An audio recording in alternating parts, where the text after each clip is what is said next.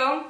I decided to make a tutorial about how I edit my Instagram photos because I got so many nice messages on Instagram about how I edit my photos, and I give some tips to you girls. So yeah, I wrote a blog post already on my website ninalina.com, but some parts are just difficult to explain by just writing in text, so I thought a video might be useful maybe. Yeah, so first of all, I want to say that there's no right or wrong when it comes to editing. It's just about your own taste and your own style that you like. Yeah, it's like art basically. You can go in every direction you want, you can change every color, and it's up to you however you want to make a picture look. So after a couple of years I figured out now kind of my own style with editing, and I'm happy to share it with all of you. First of all, the camera is quite important. Many bloggers recommend a DSLR camera. I'm filming though this video now with it. It's a Canon 750D.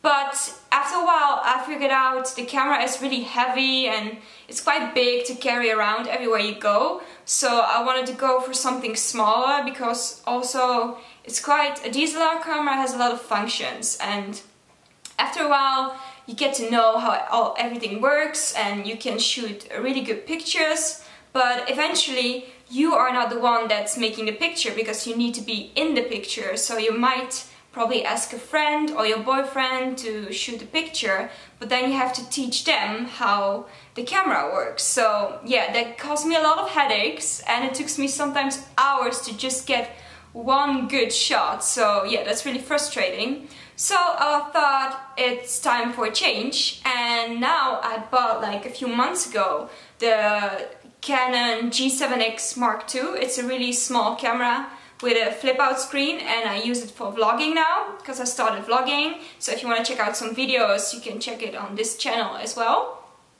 And this camera shoots also in RAW, just like a DSLR camera. So if you go into Lightroom, you can just change every colors and every settings you want, and that's a real must for me.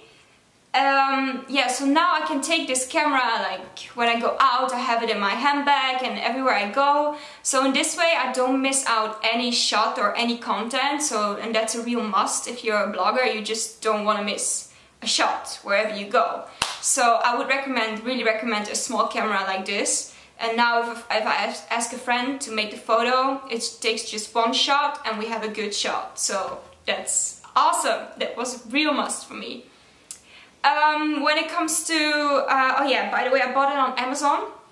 It was around 570 euros, I think. So yeah, it's not too expensive, not too cheap. I think for what you get from it, it's a real good camera because you can also vlog with it. So you have like everything in one, but yeah, it's up to you. You can find on Amazon or other websites a lot of similar cameras that are this small and have good quality of pictures.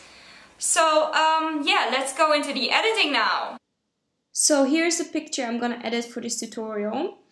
I always apply first my own presets. Here are my own presets. They have really weird names, so don't mind the names. But mostly I apply the forest-less green one. And I made this name because once I was in the forest and I had a picture, and I don't like harsh green, bright green colors in my pictures, so that's why it's called less green, because I desaturated the green a lot. So obviously when I put the preset on, the picture doesn't look good yet. Every picture is different, so I always like adjust the settings. But first I start with the lens correction. So you basically select the camera you used and the lens that was on the camera, and it corrects the distortion from the lens. Then I think I want to add a little bit more of exposure here, just slightly a bit. Contrast are fine, the highlights are fine, a bit less shadow, like 40.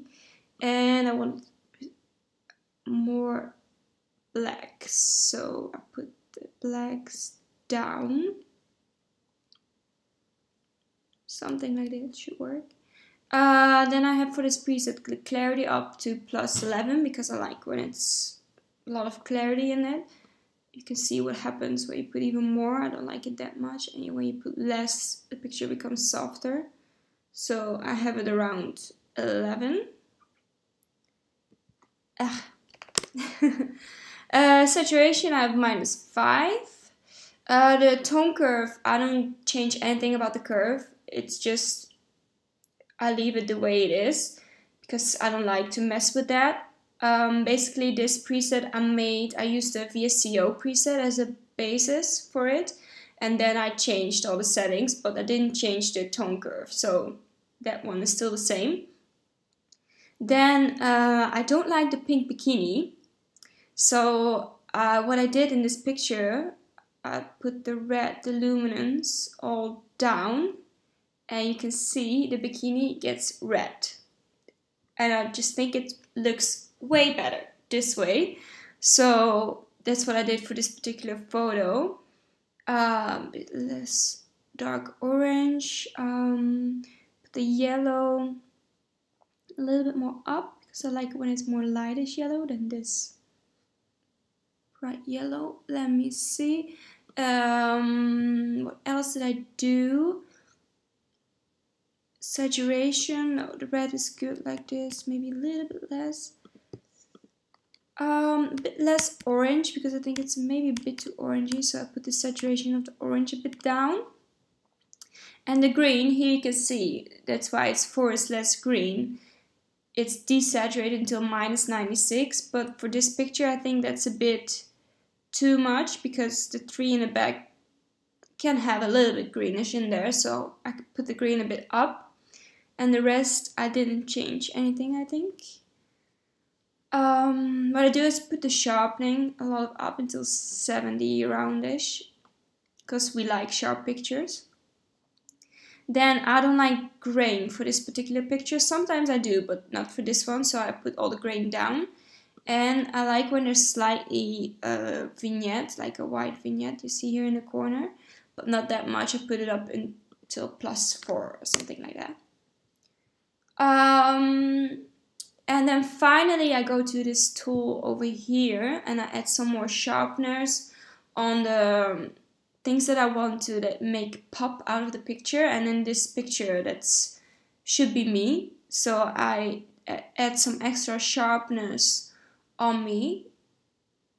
It will be just a slight difference, but somehow it just looks like I pop more out of the picture. I'm more like in front of the picture. So here you can see this is what I selected.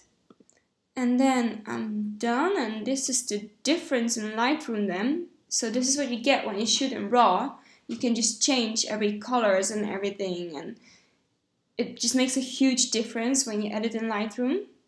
And what I do, I just export the photo then into Dropbox, and through Dropbox I can open the picture on my phone. As you can see here, I edited more pictures with this kind of style, so that I basically just copy the whole setting and put it on a similar picture, so I don't have to do it all over again. Yeah, so that was Lightroom. So this is how my account looks like. You can see my photos and how my feed looks. But to be honest, I'm not a pro at organizing my feed as well. I try to put all the time the same filters and the same editing on every picture, but I don't know. It looks kinda the same, but I'm not really satisfied with that yet. So these are the editing apps that I use. I always start off with Facetune.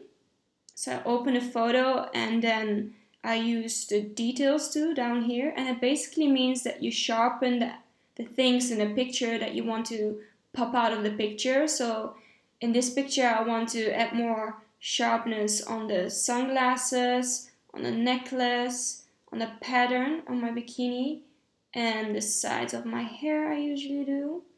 So it's slightly a subtle difference, but you can see that the sunglasses pop more out of the picture now. And that's basically all I do in Facetune. So I save the photo then into my camera roll, and I open VSCO. Then I open the photo that I just edited in Facetune, and I apply always A6 on my photos, but as you can see, if A6 is all the way up, it doesn't look good because I already edited my photo in Lightroom. So I put it all the way down into 3.8, something like that. And that's all I do now in VSCO as well. And I save it, the actual size, into my camera roll. Then I go into Snapseed, and I love Snapseed. It's one of the best apps. Open a photo again. And these are the tools that Snapseed has. There's a lot that you can do in Snapseed. But I always start with Tune Image. Sometimes I add a little bit more brightness. And a little bit more contrast. I don't think for this photo I changed it up, but there are a lot of functions to edit the picture more. But then I go to the selective tool, and basically what I do in every picture is I look for the white spots in my picture and I make them more white by brightening them up. So I click here on the cloud, I select the white part of the cloud and I put a little bit more brightness there. Make sure it's just the cloud. And here to the left we have another cloud. A little bit more brightness. Not too much because you can see it's already quite bright. And here in the back, the white of the terrace. And here in the back, oh.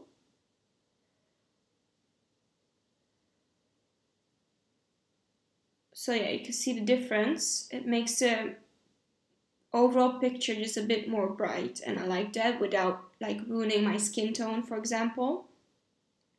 And then I go to the details and I add a little bit more structure and just a little bit more sharpening because I don't know, I just like when my photos are super sharp.